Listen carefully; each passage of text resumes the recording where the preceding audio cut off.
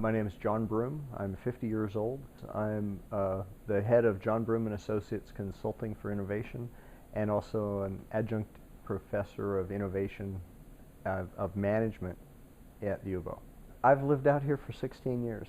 I moved my family out here '94 and never looked back. I grew up in the country and in the mountains in Colorado, and I wanted to raise my kids out in rural America, but deeper than that, I wanted that connection with nature.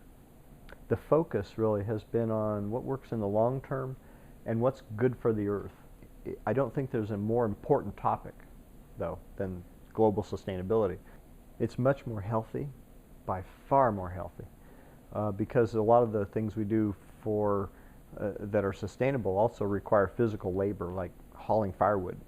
You know, I don't ever have to have my lawnmower repaired anymore because the sheep mow the lawn. We have a garden that it's a little bit too big for us to manage.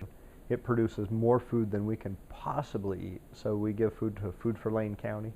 It's hard to tell where to start in that circle, but so we plant food to grow.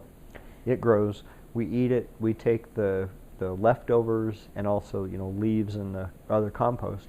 And instead of composting it into the garden, we throw it over the fence to the chickens, and they eat it. They love that kind of stuff. So their diet is real varied, and they're real healthy, and they lay eggs for us.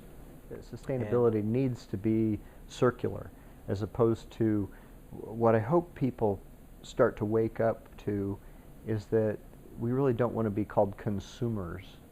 And someday people are going to hear that term, and they're just going to scratch their heads, like how could they have allowed themselves to be called consumers? I mean, it gives me the image of somebody just going through life just consuming everything and not participating or offering anything.